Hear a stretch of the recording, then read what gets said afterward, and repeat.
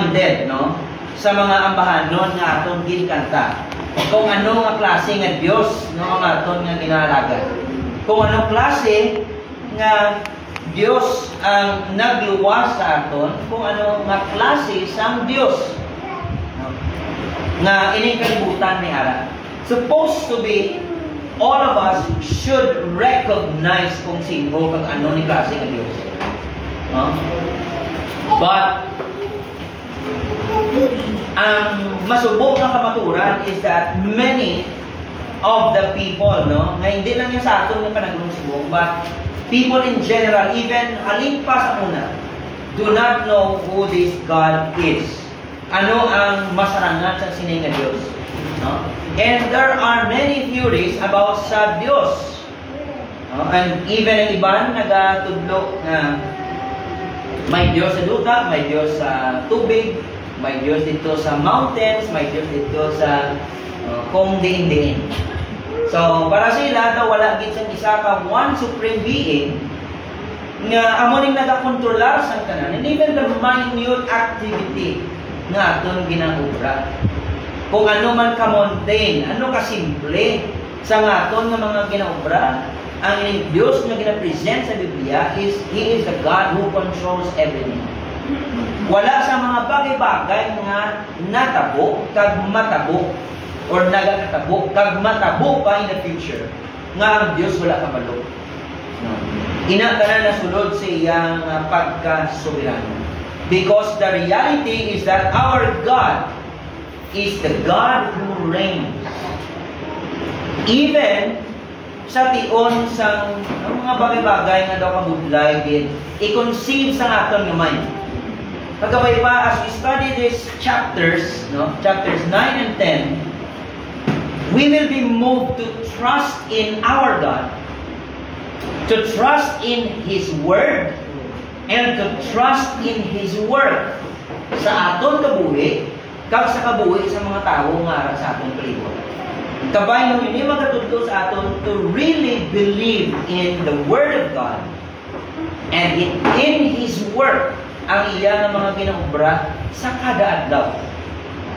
Knowing nga ang tanan, bisan mga gagmay nga detalye, may natabo sa ato nagligad nga adlaw, sa mga nagliligad nga semana, ato tanan under to sa pagkasoberano sa Diyos. Wala to nalagpatan nga natabo to, kundi part ato even sa iya ng plano. So kabay pa nga amo nang atong pagtulong sa mga nagliligad, sa subong, kag sa bandason ng mga inadlaw. Now, let's turn our Bibles, 1 Samuel chapter 9 and 10, God's reign over His people and of His anointed king. Now, let me remind you of the context ng atong gitunan ng bigat. No, when we study chapter 8, nakita dito na itong natuturan that the Israelites asked Samuel to have this earthly king. Nangayo sila sang hari. Ano ang rason nga nangayo sila sang hari? Turn your Bibles in chapter 8. Verse number 4. No? Verse 4, then all the elders of Israel gathered together and came to Samuel at Ramah and said to him, Behold, you are old and your sons do not walk in your ways. Now appoint for us a king to judge us like all the nations. Now makita nato ang ilang request nga may ara sila sang hari is a conformation to the worldly standard. They wanted to be like the world. Kasi nila gusto namon nga mangin parehos sa iban nga mga nations. Na pamangkot, anong ipingara sa iban nga nations nga wala sa ila? Or should we say nga, ano ang ara sa Israel nga wala sa iban nga nasyon? Anong ara sa Israel na wala sa ibang nasyon? Wala sila sa buhi nga Diyos who fight sa ilang mga battles. Let me remind you sa natabo sa book of Joshua. Di ba natin ang tanan? And it was very, very clear. Ang basang Diyos, it is the Lord who fights for your battle. Amo na mga nagadaog sila. It's not because nga sila mga mighty and strong, but it's because that they have this Almighty God nga nagabulig sa ila when they obey Him.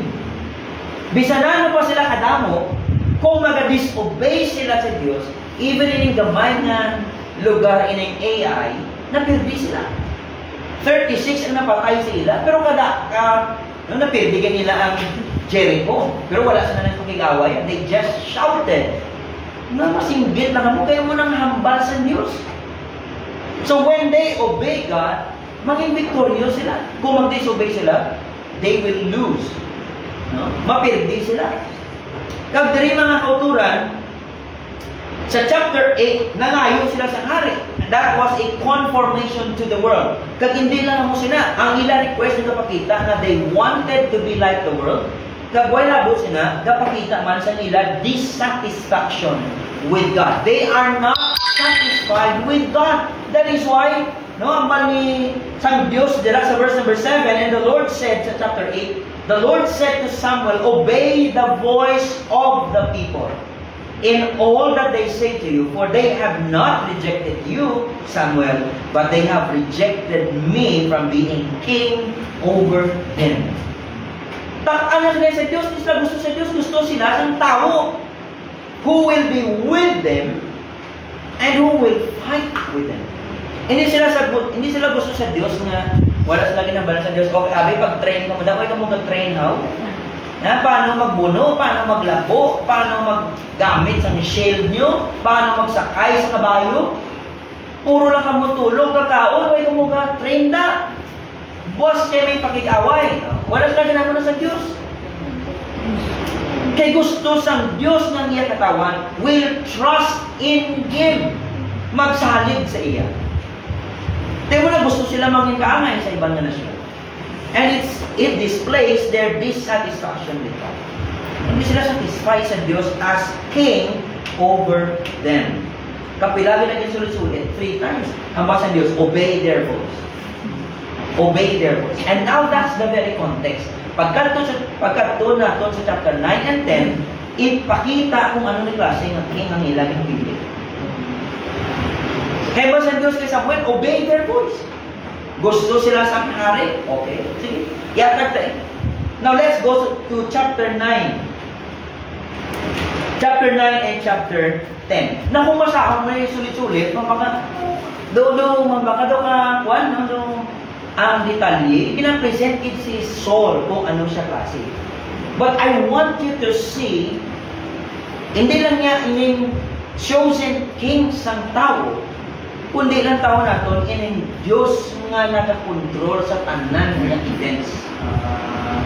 Lato bala, nagpili sila sang sala na hari. And then God promised them for a king. Pero sala ang ilaging pili. Bisan pa sala ang pili sa tao, makita natin nga ang Diyos nagakontrolar sa gihapon. So meaning, sa aton nga kabuhi, mga kauturan, there are many times nga na-fail ikaw, but it doesn't mean na ang Diyos do wala na labot. Nga pag nalabot mo isa ka bagay, subukan magambal ka nga, it is because of you. Noon ang taon mo, balikan mo, kagusuyo mo gid, ato tanan gintubot sa Dios nga agyan mo para makalabot ka kung diin ka subok. Dra naton makit-an mga kauturan nga tanan nga natabo sa aton. Sa aton kabuhi mga necesidad ina nga mga natabo. Para matabo sa imo ang subong. Hindi mo to po niyo ma-erase. Wala sang rewind yan. Wala sang rewind nga, pwede lang, mga what if mo. Necessary ito nga mga bagay na agyan mo para ikaw at ako magatubo sa atong spiritual life. Ang gusto sa Diyos, mga kauturan, is to trust in His Word and in His work. Kung anong iya ginaubra sa subong. Kaya din-display na nagani sa kay Kristo Jesus sa prophecy niya ipadala ng iyang anak. Kag sa iyang work sa pamaagi sa Diyos nga magkaka si Kwawi ikumpara sa kalibutan. Imagine luwason sila paagi sa kamatayon, and that's not what the people expect. They don't want a Savior who will die. Remember si Peter, sa ngamba ni Kristo, kadto sa Jerusalem, or si Jesus, ang balya, okay, ang Son of Man, makata sa Jerusalem, and He will be rejected by the elders, by the chief priests, and then they will kill him, and after 3 days, mabanaw siya. Ano ba ni Pedro? That will not happen to you. Ano sa batya ni Kristo? Depart from me. You say,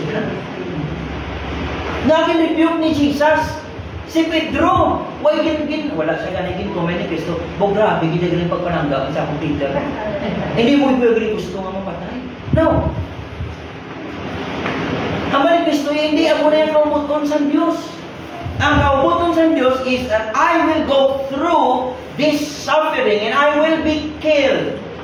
Pero after that, how will you? Because that's the only way to save you. Kaptira nga kuturan, makita mo ang kamot sa Diyos. One day prayed sa Acts chapter 4 nga paagi sa imong knowledge, sa foreknowledge mo Ginoo, paagi sa imong sovereign hands, natabo kinitanan, amo na pamuyo sa mga believers, sa ngaran sila sa prayer room. Nga si Jesus ginpatay, amo ni kabalo sila na that's the hand of God. Pero naintindihan nila, sampang natabo to. Naintindihan nila, after na. Nga ang kamot sa Diyos na. Kabdire mo na matabo mga motoran. Ang tao lang lang hindi pa nga abi nila kasi okay maayo na niya kaya ari ng hatag na hari. Pero wala sila kabalo sa warning na nga daan sa Diyos chapter 8. Nga amo ni obrahon niya ay. Amo ni obrahon sa inyong hari ay. Kuhaan na kamo nga kuhaan. Kagamo maghahatag siya.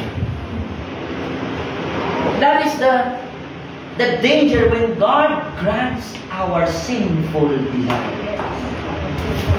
Ang sovereignty sa Diyos mga kunturan, it's a comfort.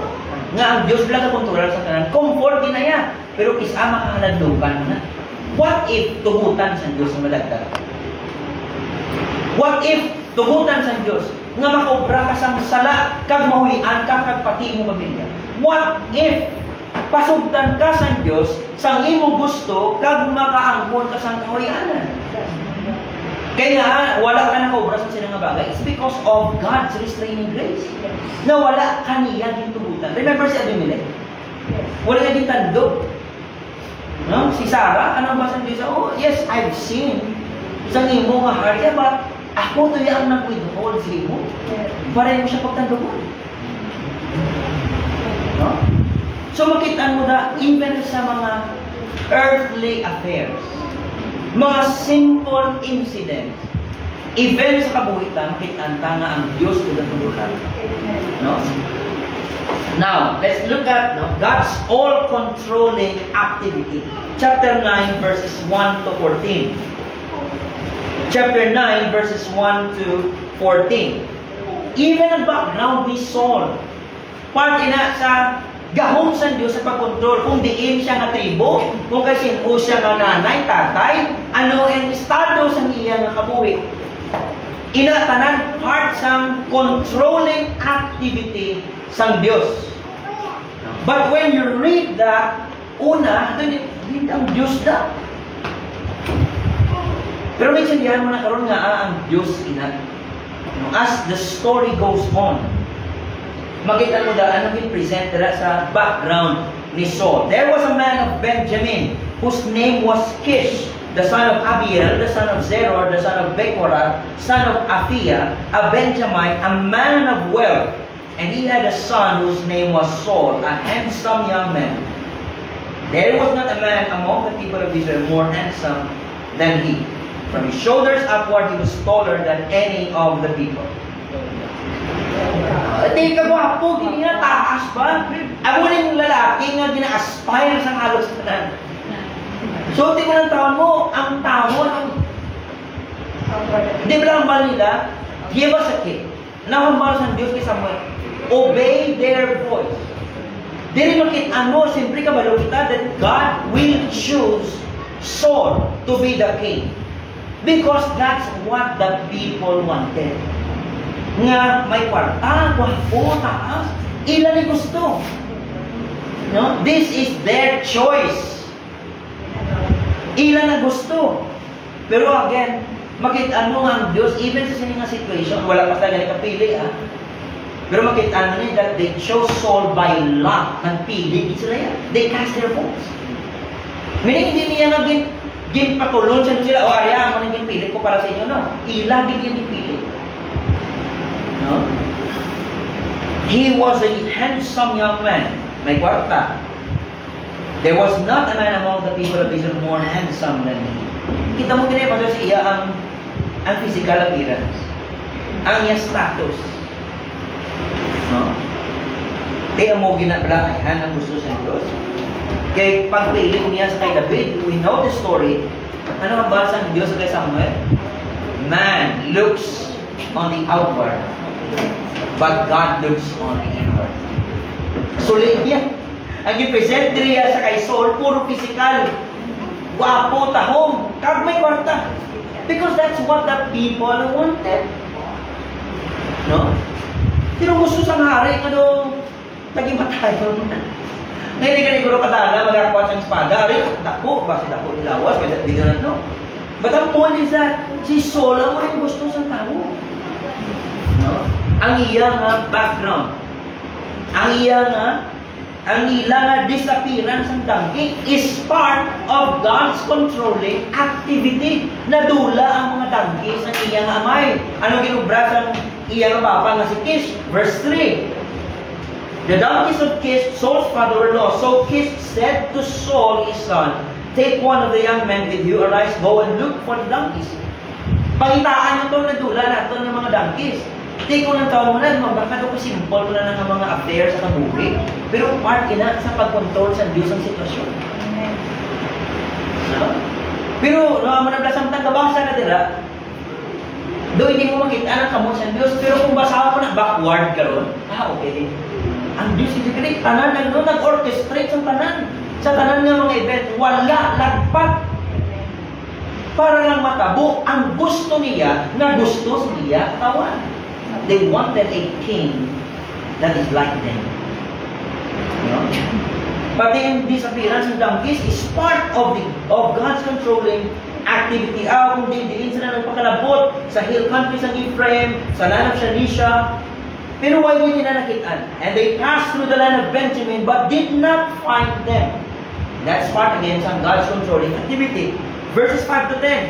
Even ang desisyon ni Saul, kag servant, ano desisyon nila? Look at verse number 5. When they came to the land of Zuph, Saul said to his servant who was with him, come, let us go back lest my father cease to care about the donkeys and became anxious about us.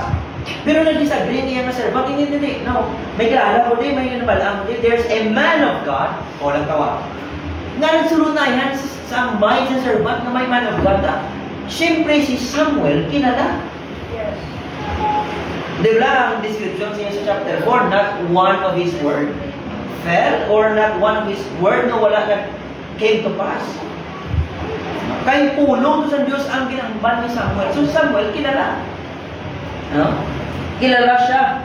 So diri ba there's a man of God sa diri nga lugar in this city, and he's a man who is held in honor.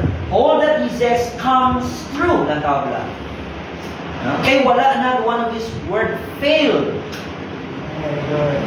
So now let us go there. Perhaps he can tell us the way we should go. Then Saul said to his servant, what if we go? What can we bring the man? For the bread in our sacks is gone, and there is no present to bring the man of God. What do we have? The servant answered Saul again, here I have with me a quarter of a shekel of silver, and I will give it to the man of God to tell us our way. And formerly, ang prophet, tinatawag seer. S-E-E-R. Formerly in Israel, when a man went to inquire of God, he said, come, let us go to the seer. For today's prophet was formerly called a seer. And Saul said to his servant, well said, come, let us go. So they went to the city where the man of God was. Now, desisyon na sa niyang servant. So nga, akin na nanong kipi si Saul kag si Samuel mag-meet. Okay, si Samuel ang maanoy sa king ang piniyon sa Diyos. Ang tawala. So, baka nadula lang ito ang dang. Ito nagpatang ito, no? It's part of God's controlling activity sa mga simple affairs, simple situation. Hindi ito na nalagpatan or by chance. This is human point of view. The chance nalagpatan lang. No? Not coincidence, pero sa Diyos hindi, no? Part na niya sa iya nga controlling activity. And even the sacrifice sa high place. Verses 11 to 14. No, pagkatuto nila, wala pa nila nakita ni Samuel, may tudo sila. Di ng man of God, okay. Kahit hindi kayo pagkatuto na sa high place, kaya may sacrifice ako matabo. Mag-meet nyo na siya, no? Timing dito mo. Natawa na. No? Kung kita ang istorya sa mga natabo, sa atong mga, timing to na muna. Kisa mo kalipatan na. Iyak to tanan mga padiyon, no? Grabe, no? Sabi nga mo malang, grabe, no? Ako tuod ka kakilala ko sa Diyos, pero sa mga bagay ng mga simple, kalipat ko nga ang Diyos, dali siya nag-plasta sa tanan, na nagtawag ko mo ni ako process mo ni nga nagamuni ng tabo, kaya nga nga na-provide. It's because of Him. Kabay nita na malipat mga kapuran. Dere, nagpili ng tao sang ila hari ng gusto. Ginwaningan sila ng Diyos, pero makita mo ang Diyos wala siya ako, nakapabaya siya katawan. Bisan sa nala ang desisyon nila. No? Ang sacrifice sa high place is part of God's controlling activity. As they went up the hill to the city, they met young women coming out to draw water and said to them, "Is the seer here?" They answered, "He is. Behold, he is just ahead of you." Tawag na lang siya naman. Tingin niya daw, yung mga na siya. No? He has come just now to the city because the people have a sacrifice today on the high place. As soon as you enter the city, you will find him before he goes up to the high place to eat. For the people will not eat till he comes, since he must bless the sacrifice. So on and so forth. Even ang sacrifice nila is part of God's controlling activity. No? Hindi nalagpatan.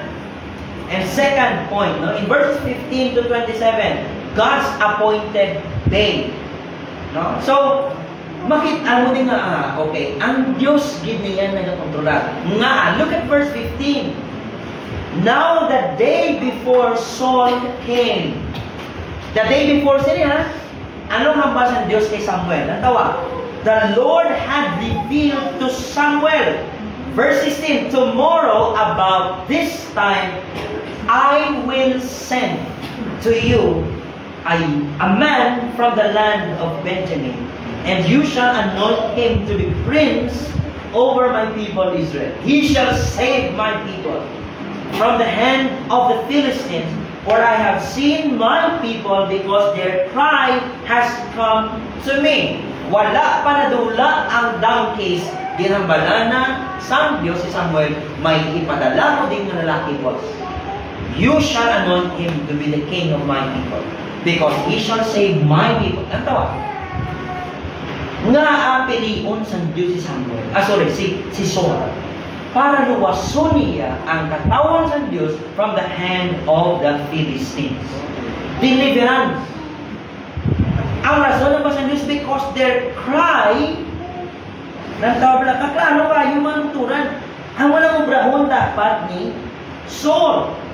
Ginpili siya sa Diyos because their cry, the people's cry, has come to me. Verse 17, when Samuel saw Saul, the Lord told him, here is the man of whom I spoke to you. The day before, tinabala na siya, may padala ko ng lalaki mo. Anoint him. Kaya siya nang ipili ko. Pero wala pa kabalo ang tao. Ang Israel, wala kabalo ang Israel, nga si Saul ang ipili. Natawag lang kamot sa Diyos. Later, ang tao mapili kay Saul to be their king. Pero dili secret niya mapili sa Diyos. Samuel lang ang Diyos.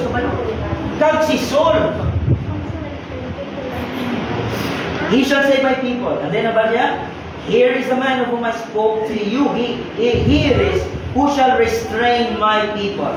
Then Saul approached Samuel in the gate and said, tell me, where is the house of the seer? Samuel answered Saul, I am the seer. Go up before me to the high place, for today you shall eat with me, and in the morning I will let you go.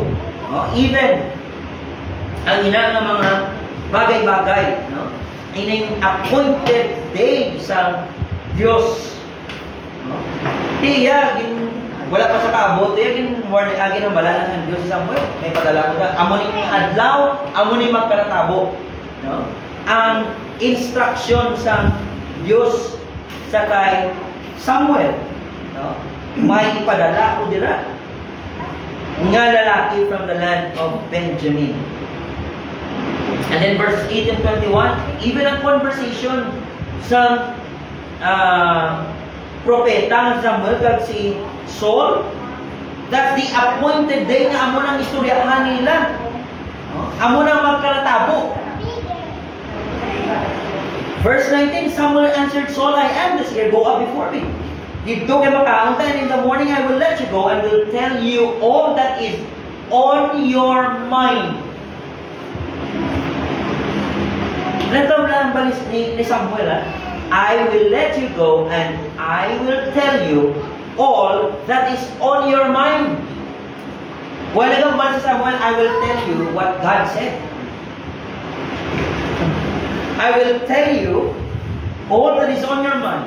Verse 20, as for your donkeys that were lost 3 days ago, do not set your mind on them, for they have been found. Kita na ito? Now, ikaw si Saul, no? And then you met this man of God, this prophet of God. I don't know kung anong nagadagan siya ng utok, ha? Pero I think ini nga mga events, no? Gina-assure sa Diyos si Saul that God is controlling everything. Kag i-reveal ni Samuel sa kay Saul, naging piling sa Diyos to be the king. Now, ano ayan ang imo ka pratsago nga kabalo ka utan na nakatabo ulit. Ginlead ko si Diyos na mag-meet ko ni Samuel, kaya ako ang ipilit niya nga maging hari. Ano niya yan ang matabo sa imo? Ano niya yan ang mag-create sa imo? No? Should it makahatagayan sa imo sa confidence nga sa legal mo ini nga Dios kay siya nagakontrolar sa tanan bisan pagdula sa dangkis ni papa mo iya to kag natin-ana para lang ma-meet mo ni ang prophet of God, no? Supposed to be mag-create siya sa trust, sa belief, confidence sa Dios. Kag sa kay Samuel, no? Pangita ka mo man ng God, aray. Wala sala ang servant. Ang accommodation ni Samuel kay Saul, verses 22 to 27. Then Samuel took Saul and his young men and brought them into the hall and gave them a place at the head of those who had been invited, who were about 30 persons. Ito ka-closed meeting niya. 30 persons. And Samuel said to the cook, bring the portion I gave you, of which I said to you, put it aside. So the cook took up the leg and what was on it and set them before Saul. And Samuel said, see, what was kept is set before you. Eat, because it was kept for you until the hour appointed, that you might eat with the guests. Naplano na niya sa Diyos. It was the appointed hour, the appointed day nga si Saul will meet sa kay Samuel. Kagi-anoint siya as the king, chosen by God. Nga amo nang gusto sa tao. No? Amo na lang si Samuel, nakumudar kin tayo si Saul. So Saul ate with Samuel that day, and when they came down from the high place into the city, a bed was spread for Saul on the roof, and he lay down to sleep. No? And then pagka-aga, hambal ni Samuel kay Saul, at the time we send you on your way. So Saul arose, and both he and Samuel went out into the street. As they were going down to the outskirts of the city, Samuel said to Saul, tell the servant to pass on before us, and when he has passed on, stop here yourself for a while, that I may make known to you the word of God. Dili ginsaksyonan na si Saul ni Samuel. Samuel told Saul the word of God. Wala man ginambal kung ano ang ginambal. Pero ang ginambal is that he told the word of God to Saul. And then, pagkadto na itong chapter 10, mga kuturan, here is the anointed king. God's anointed king. In a comprehensible instruction sa verse number 1 to 8. So lang pablaan ang events ha.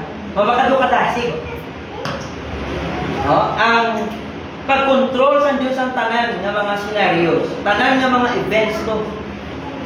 Kagpaglapot diri. Para lang i-anoint si Saul to be the king of Israel. Gina-assure siya, no, nga atong mga nagkalatabo is part sa Diyos na mag-lead siya para ma-meet niya si Samuel kay siya ginpili sa Diyos. And Samuel told Saul the word of God. Now, anong gusto sa Diyos karon kay Saul? Sa pulong ang ginambal niya sa iya. Look at chapter 10, verse 1 to 8. The comprehensible, maintindihan, klaro sinabla ng instruction. Hindi na siya vague, hindi na siya doka-general, hindi na siya nga doka-budlay, hindi yun. Maintindihan niya ang instruction sa Diyos, pero ano ang point sina? The point is, Saul should trust the word of God. Look at chapter 10, verse 1. Then Samuel took a flask of oil and poured it on his head and kissed him and said, Has not the Lord anointed you to be the prince over his people Israel? That's the word of God. Ginpiling ikaw sa Diyos to be the king. And you shall reign over the people of the Lord, and you will save them from the hand of their surrounding enemies. Look at this. And this shall be the sign to you that the Lord has anointed you to be the prince over his heritage. Ini comprehensible na instruction. Ari ay matabo ni. Gina-assure ni Samuel si Saul. Amuni ang matabo. Pruweba ini nga ginpili ka sa Diyos to be the king. Ano na? Tatlong bilog mo kuturan. Verse number 2. When you depart from me today, you will meet two men by Rachel's tomb in the territory of Benjamin at Zelzah, and they will say to you, the donkeys that you went to seek are found. And now your father has ceased to care about the donkeys and is anxious about you, saying, What shall I do about my son? Pruweba ilang nagpili ka sa Diyos. You should trust His word. The lost donkeys will be found. Pero actually, ginunahan na siya ni Samuel, di ba? Chapter 9 yan, babayin na daan donkeys ng tulak eh. Nakita na ito ko. Ari yung sulit na maluwag. Paglakad mo, may duwa ka tao ka na masugatan. Ang balo kanila na kita na ito. Tinga, paano mo kilala? Nila nga si Saul na. Para nalabalaan na di ka pangita sila sa donkeys. Pero na, again, ang controlling activities ng Diyos.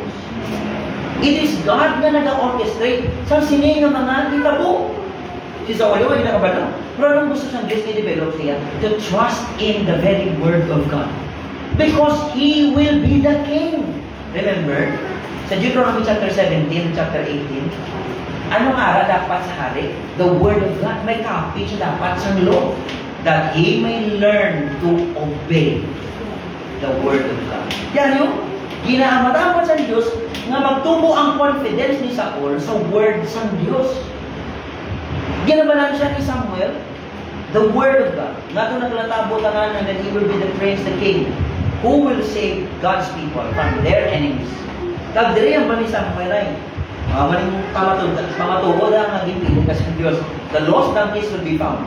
Sa verse number 2. Ikalawa, verse 3 and 4. Food will be provided. Di ba wala sila pagkaon? Pag-ambalya sa iyang servant. So, tinong nga, kagka sa man of God, kaya wala natin ang food na ito na kaya na.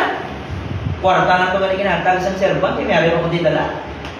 Ang bali Samuel, pagtapos na, the verse number 3 and verse number 4 ang bala. Then you shall go on from there farther and come to the oak of Tabor. Imagine, specific pa sa lugar kung di sila maagi.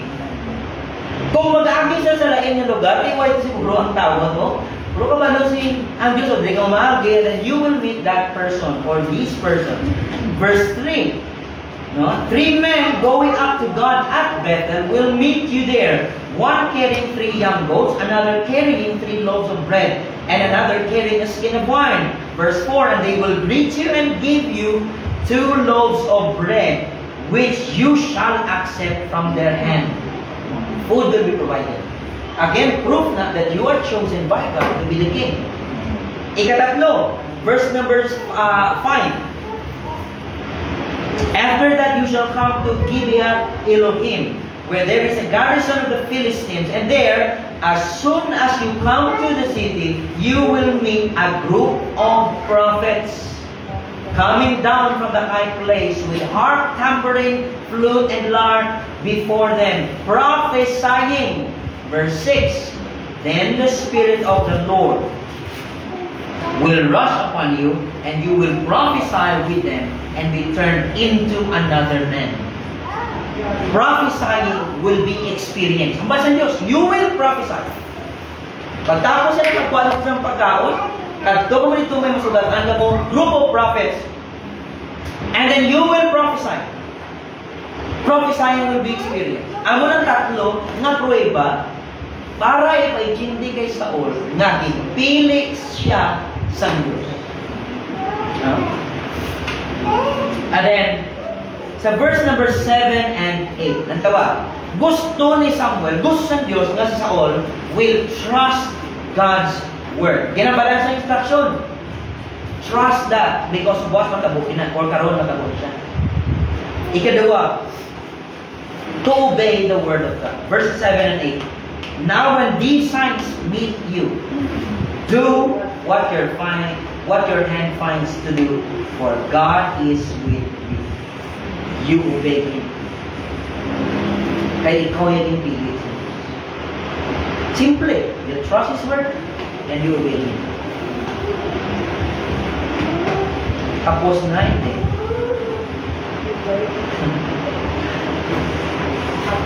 Kaya kung nabasahan mo na ang mga succeeding ng mga chapters, budlayan, give si Saul pag-obey. Kita man. No? Pero simple sa instruction. Muli matabuha, muli. No? And then, verse number 9. The undeniable confirmation, 9 to 16. Chapter 10, verse 9 to 16. Gin-confirm diya sa Diyos mga kuturan. Ang ginhambal niya pulo nga, okay, you will meet sa mga mga tao, so on and so forth. Na-confirm din niya. Hindi nga, i-confirm din sa Diyos. So, para ipatindi kay Saul, nga siya ginpilit sa Diyos. No? Nasaligan niya ang pulong sa Diyos, naging pili siya sa Diyos. He will lead God's people, no, sa deliverance. He will protect them sa mga enemies. The undeniable confirmation. And when he turned his back to leave Samuel, God gave him another heart. God gave him another heart. Isa kong teksto, ano ni siya another heart? No? Di siya din na-obey sa Diyos. No? Nga ginipasay sa writer, God gave him another heart. And then, gintuman niya na kung anong gini-instruct siya. No? Pero hindi kita na mag-conclude nga na luwas ni Saul because that's not the point. Ang point is, God is the one na nag-control sa sininga mga events. No? Nga Ginoo amo ang nagpadihon sa sininga mga bagay. When he turned his back to lead Samuel, God gave him another heart. Tinganong heart ni Saul na wala. Amo na kasimple. Ano na yung ginubra ni Saul right after sining? Gituman niya na. Verse 10, the undeniable confirmation sa ginhambal sa Diyos when they came to Gibeah. Behold, a group of prophets met him, and the Spirit of God rushed upon him, and he prophesied among them. Nagprophesy si Saul. And when all who knew him previously saw how he prophesied with the prophets, the people said to one another, "What has come over the son of Kish? Is Saul also among the prophets?" Nanatingala sila. Hindi niya persona ni Saul yan. Hindi niya batasan, hindi niya paginawi. Grabe siya yung supo. Nagkakawalang na, God gave him another heart. Ang tao, natingala, maramo na niya siya man. Dali mo siya muna sa unta. And the man of the place answered, "And who is their father?" Therefore it became a problem. Is Saul also among the prophets? When he had finished prophesying, he came to the high place. Saul's uncle said to him and to his servant, "Where did you go?" And he said, "To seek the donkeys. And when we saw they were not to be found, we went to Samuel." And Saul's uncle said, "Please tell me what Samuel said to you." And Saul said to his uncle, "He told us plainly that the donkeys had been found, but about the matter of the kingdom of which Samuel had spoken, he did not tell him anything." He did not tell him anything about the kingdom kinambas ng Josiah. So, dramagitan mo na siyang klaseng hari. No? So, dire pa na nga yan, nagsingkin na siya that he will be the king? Probably not. Kaya kung excited din siya, nakarara siya, okay, I will be the king. Pero wala siya nangambal sila. He kept that to himself. Walang tabla kung ano kakuha na sang hitabo. Ang katawan sa Israel, wala pa kabalo kung sino. Nga si Saul ang ginipili sa Diyos para mangin hari. No? And in verse 17 to 27, the memorable proclamation. Natawag. No? Na memorable ni natawag. Verses 17 to 19. No? In sermon ni Samuel. Gin-remind sila, ang katawan sa Israel, gin-remind sila about sa Diyos na ila gin-reject. Look at verse 17. Now Samuel called the people together to the Lord at Mizpah, and he said to the people of Israel, "Thus says the Lord, the God of Israel, I brought up Israel out of Egypt, and I delivered you from the hand of the Egyptians, and from the hand of all the kingdoms that were oppressing you." Puro Diyos na nan, ako ang nagluwa sa inyo, ako ang nagamunin. Look at verse number 19. "But today you have rejected your God, who saves you, your God, no, who saves you from all your calamities and your distresses, and you have said to him, set a king over us. Now therefore present yourselves before the Lord by your tribes and by your thousands." Kabati sila sa sermon na nag-rebuke sila, reminding them of God na gin-reject nila by choosing a king over them. Ang public nomination. Look at verse 20 and 21. Then Samuel brought all the tribes of Israel near, and the tribe of Benjamin was taken by lot. Ginpili nila ang tribo sa Benjamin. He brought the tribe of Benjamin near by its clans, and the clan of the Matrites was taken by lot. Again, ginpili na sa Israel. But when they sought him, he could not be found. So ginpili nila si Saul. Kaya kilala si Saul. Pagwapo ng madaan, kataas, pagkag may kwarta. Do swak na swak, give sa hari niya ilagi na pangita. And when they sought him, he could not be found. Hindi na makitaan si Saul. Di ba ikaw bitawang gin-assure ka sa puno sa Diyos, you are the king. You will be the king. Ginpili ka sa Diyos, amo na naglatabo para itutlo siya na ikaw biya ng pili sa Diyos. To be the king, to save his people, to protect them from their enemies. Pero ito mo si Saul, ha? Hindi ka naman kitaan, sang iproklamar ka na. Sa ginpili sa tao, iproklamar ka na, okay, this is the man, Lord, na amon pilion. Pero nang tama pala, ginpili na nga dahil sa Diyos Saul before. Huwag pa kabalo ang Israel. Ang Israel subong nagpili di dyan kay Saul. Wala na rin ang balang sa Diyos. O si Saul akong ginpili, ha? Pilian niya siya? No. It's the decision of God's people. It was chosen by lot. Nagbuto-buto sila yan. It's a public nomination. And when they sought him, he could not be found. Kadto naman sila sa Diyos, Lord, di na to siya. Alam mo siya pili? Alam ba sa Diyos sila? Is there a man still to come? And the Lord said, behold, he has hidden himself among the paddles. Nanago to eh.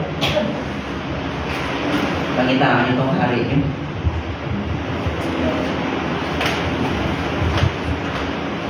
Nanago sa?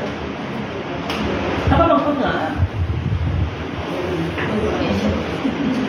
Remember yung sermon?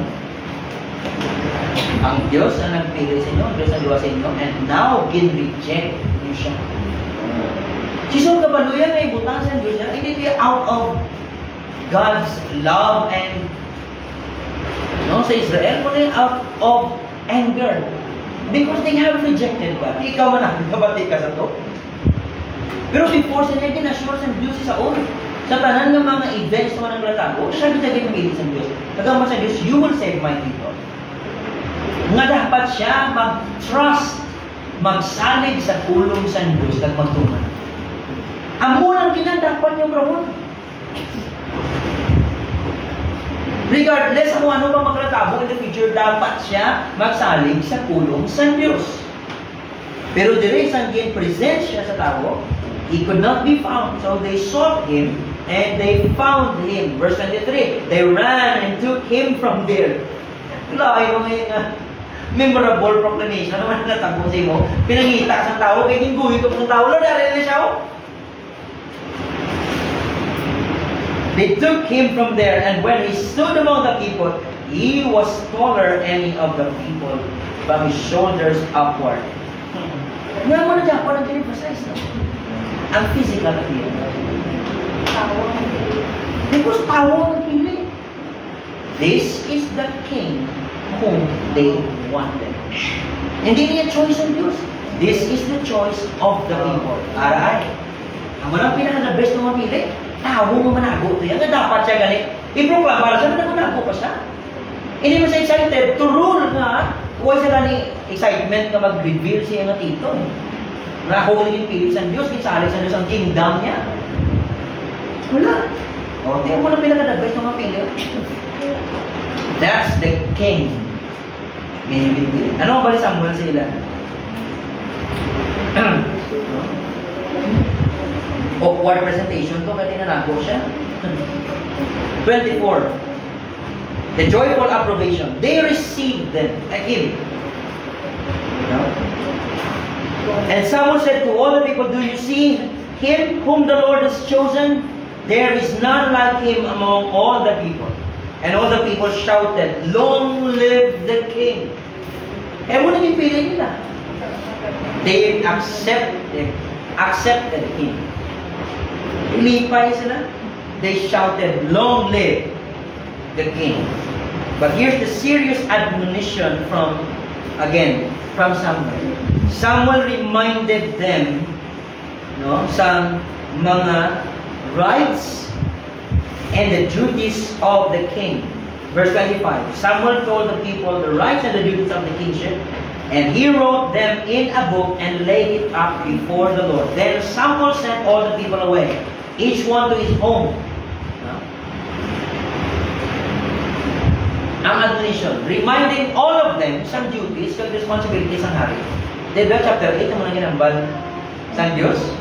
Remind them of the ways of the king. Hari ang manners ng kingdom. Mga duties naman sa hari sa kingdom. Di ang tao, namiyan sila kay that's their choice. No? Pero again, ang Diyos wala kinidapon na kabaya. Bisa na muna sa Saul, nga siya ang pili sa tao. Ang tabla, verse 26. The gracious supervision ng Diyos. Kaya ang Diyos nagakontrolan sa tanan. Sino nagpupod kay Saul? Ang tabla. Saul also went to his home at Gibeah, and with him went men of valor. Muna mga tao mag-protect siya. Pero sino ni sila? These are the people whose hearts God touched. May nalukoy siya po ng Diyos sa ulit. Giproteksyonan sila po sa Diyos dahil sa mga tao whose hearts touched by God. Men of valor. Na mag-protect sa iyo. Talagang despicable reaction sa iban. Not all. Pero may arang din nga daw medyo may klase nga rin naman. Ano? Verse 27, but some worthless fellows said, how can this man save us? Nakagunin na tayo sa yaman. And they despised him and brought him no present. Now, hindi na pagkalipati. They brought him no present. Kaya sang si David, sulit na. Sang si David, ipili mo. Sulit niya makukunan. Ano na po? But he held his peace. Maraming natin may pagka-patient man siya. His own. Now, sa chapter 9 and 10, ano nga doon nga makita? Hindi kayo kadamog dito sa mga naglatako. No? Doon ka, kung hindi natin makita ang dalagan, storya, anong gusto din sa writer ng mga tabo? Diyan mo ikaw nakabasa. Actually, this calls us to trust in the Word of God and to trust in His Word sa aton kabuhi and even sa kabuhi sa nagapalibot sa aton. Remember kay Saul, ang tawag pala, why di siya namaan kung anong plano sa Diyos? And then in-assure siya ni Samuel, sa pulong sa Diyos, you are the one whom God has chosen na mangin hari. Pero ang pamangkot, at that moment, did he really trust God? No.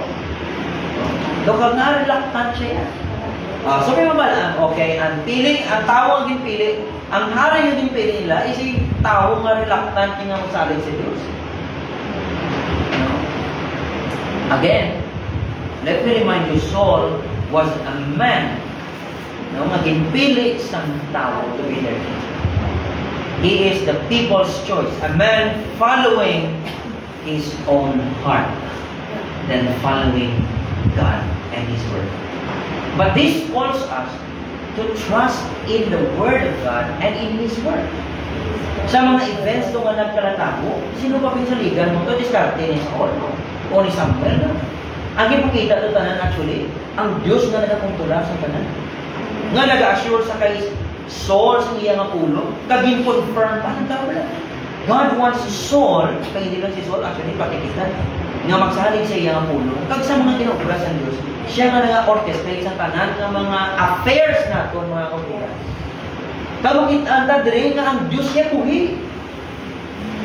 Kalaharagin siya involved sa daily life natin.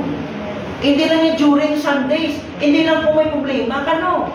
Even sa highs, kag sa lows, ang Diyos involved sa aton na kabuhi. Ang problema kaya hindi natin is ma-acknowledge nga, yes, Lord, it's you. Kaya mas nakita natin ang aton na hardship, ang aton ng mga tikang, kundi imo tanan.